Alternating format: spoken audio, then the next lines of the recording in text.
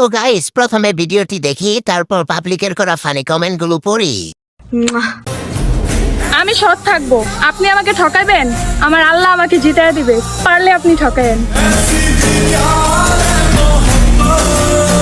আপনি তো সেলসেলায় বেচতে যাইবেন।